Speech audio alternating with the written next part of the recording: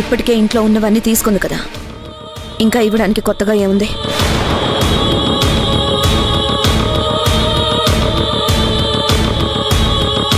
ఉన్నాయక్క, ఇస్తాను. అవేంటో కాదు, బరువు బాధ్యతలు.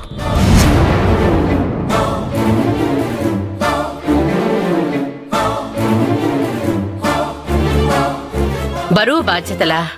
ఏంట్రా అవి? ఇక నుండి హోటల్కి సంబంధించిన పనులన్నీ అలైకే చూసుకుంటుంది.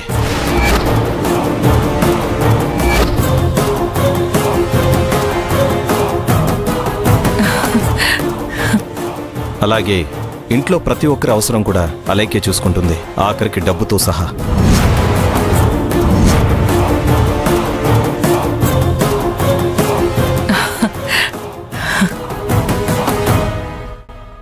గుడ్డిగా నమ్మి ఇప్పటికే నీ భార్యకి ఇవ్వాల్సిన దానికంటే చాలా ఎక్కువ ఇచ్చేసావురా.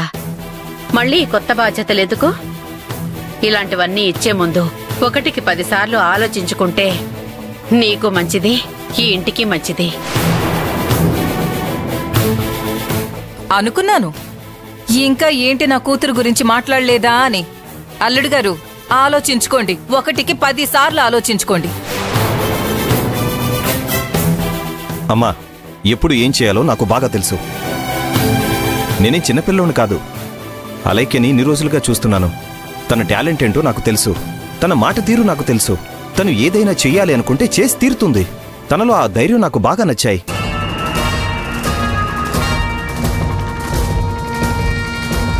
ఖచ్చితంగా అలైక్య తన తెలివితేటలతో హోటల్ని ముందుకు తీసుకువెళ్తుంది. ఈ ఇంటిని చక్కబెడుతుందన్న నమ్మకం నాకుంది. అమ్మా, ఇప్పుడు నువ్వు ఎన్ని చెప్పినా రాఘవ్ వినే స్టేజ్లో లేడు. రాఘవ్కి ఇప్పుడు అర్థం కాదులే, నువ్వు చెప్పడం వదిలే.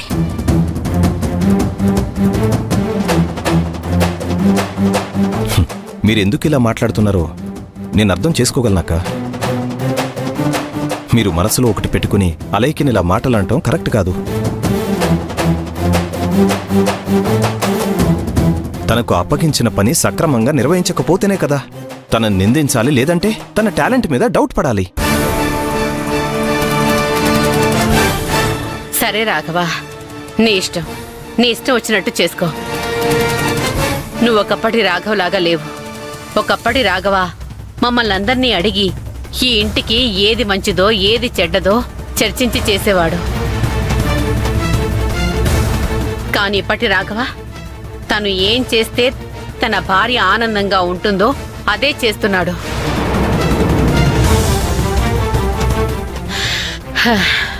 ఇప్పుడు మేమేం చెప్పినా నీకు తప్పులాగే కనిపిస్తుంది. మేమేం మాట్లాడినా అనుమానంతోనో అసూయతోనో మాట్లాడినట్టే ఉంటుంది. అందుకే ఏం చేసుకుంటావో నీ ఇష్టం రాఘవ. మహాలక్ష్మి, పద.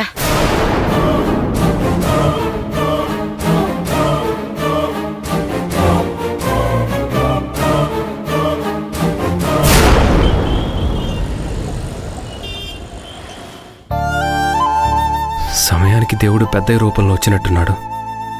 లేకపోతే ఈరోజు ఈ డబ్బులుండేవి కావు. నేను జీవితంలో ఎలాంటి గొప్ప స్థాయికి వెళ్ళినా ఇలాంటి కష్ట సమయంలో ఆదుకున్న పెద్దయిని మాత్రం అస్సలు మర్చిపోను. నిజానికి భూమి చాలా గ్రేట్. ఎప్పుడూ నా గురించి, నా ఆనందం గురించి, నా కుటుంబ సంతోషం గురించి ఆలోచిస్తుందే కానీ తను ఎలాంటి ఇంటి నుంచి వచ్చాను, ఎలాంటి పరిస్థితుల్లో పెరిగాను, ఇప్పుడు ఎలాంటి పరిస్థితుల్లో ఉన్నాను అని ఎప్పుడూ పోల్చుకోదు. తను ఎక్కడున్నా ఆనందంగా ఉండడానికి ట్రై చేస్తుంది, నన్ను ఆనందంగా ఉంచడానికి ట్రై చేస్తుంది. రండమ్మా రండి, రండమ్మా రండి, రావాలమ్మా రావాలి, రావాలమ్మా రావాలి. ఒకసారి 200, 3 సారీలు 300, రావాలమ్మా రావాలి. స్టాక్ అయిపోతుంది, రావాలమ్మా.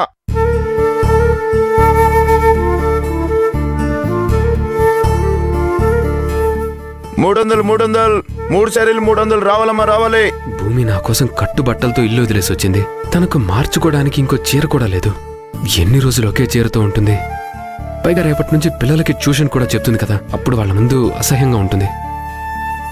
భూమి మీద గౌరవం ఉండాలంటే భూమి వాళ్ళకి మంచిగా అనిపించాలి. 300కి 3 చీరలు అంటున్నాడు కాబట్టి ఈ 300కి 3 చీరలు తీసుకుంటే భూమికి మొత్తం 4 చీరలు అవుతాయి. అప్పుడు మెల్లగా వేరే చీరలు కొనొచ్చు. మరి సరుకులేం కొనాలి? భూమి దగ్గర ఇంకో 300 ఉన్నాయి కదా, వాటితో సరుకులు కొనొచ్చులే. ముందైతే ఈ చీరలు తీసుకుని వెళ్దాం. కవర్ ఇవ్వన్నా. ఇదిగోమ్మా. రావాలి రావాలి రావాలమ్మా రావాలి. అన్నా శారీస్ కావాలి సార్. ఒకసారి 200, 3 సారీలు 300. ఈ ఆఫర్ ఈ ఒక్క రోజు మాత్రమే. తీసుకోండి, తీసుకోండి.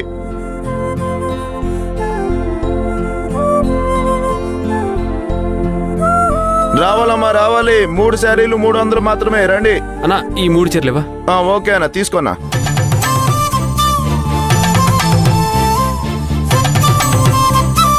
రావాలి రావాలి రావాలమ్మా రావాలి. ఇప్పుడు 300 పెట్టి 3 చీరలు తెచ్చానంటే భూమి తిడుతుందా? భూమి కోపం వస్తే అసలు ఎవరి మాట విందు.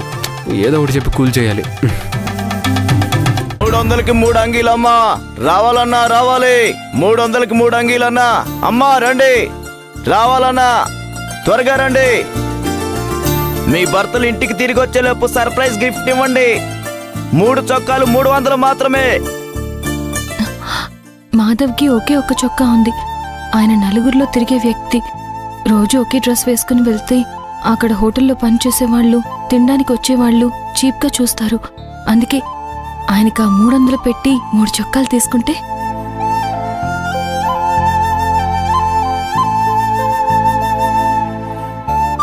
ఇప్పుడు ఆ 300 నేను ఖర్చు పెట్టేశానని తెలిస్తే ఆయన ఎంత కోప్పడతారు. కోప్పడితే కోప్పడ్డర్లే. కావాలంటే 4 గుంజలు తీస్తే సరి. నేను కష్టపడినా పర్వాలేదు. ఆయన మాత్రం నలుగురిలో దర్జాగా ఉండాలి. ఎవరి ముందు ఆయన తక్కువ కాకూడదు. ఎవరు ఆయన్ని లోకుగా చూడకూడదు. కాబట్టి షర్ట్లు తీసుకోవడమే మంచిది. 300కి 3 అంగీలమ్మా. అన్నా అమ్మా ఆగు. అన్నా చొక్కాలు చూపించవా? చూడమ్మా, మామూలుగా ఉండవు. మహేష్ బాబు వేసుకున్న షర్టు లాగా ఉంటుంది. జూనియర్ ఎన్టీఆర్ వేసుకున్న షర్టు లాగా ఉంటుంది. అల్లు అర్జున్ వేసుకున్న షర్టు లాగా ఉంటుంది. ప్రభాస్ వేసుకున్న షర్టు లాగా ఉంటుంది. వాటికి ఏ మాత్రం తగ్గదు. చూపించన్నా.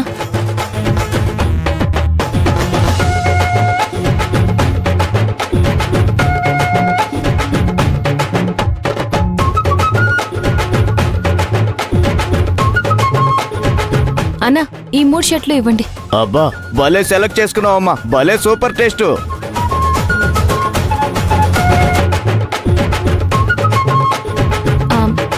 అన్నా ఈ 300 తీసుకుని 50 రూపాయలు రిటర్న్ ఇవ్వవా? అమ్మా తగ్గదమ్మా. 3 షర్ట్లు 300. ₹1 కూడా తగ్గదు. లేదన్నా, నాకింట్లో కొంచెం ఇబ్బందిగా ఉంది. డబ్బులు లేవు. ఈసారి 250కి సర్దుకో అన్నా. అమ్మా, ఒక్క చొక్కా మీద నాకు మిగిలేది ₹20 మాత్రమే. ఆ లెక్కన 3 షర్ట్ల మీద నాకు ₹60 కంటే ఎక్కువ రావు. ఆ 60లో నువ్వు ₹50 తగ్గిస్తే ఇక నాకు ఏం మిగులుతాయమ్మా బూడిదా? అలా అనకన్నా. ఈ ఒక్కసారికి 250కి ఇవ్వు. నువ్వు మళ్ళీ వస్తావు కదా, అప్పుడు నువ్వు అడగకపోయినా నీకు నేను ₹50 కలిపిస్తాను. సరేనా? ఏంటోనమ్మా, మిమ్మల్ని చూస్తుంటే అమాయకురాల్లాగా మంచిదానిలాగా కనిపిస్తున్నారు. ఇంతగా బతిలాడుతుంటే నేనేమో కాదనలేను. సరేలే తీసుకో.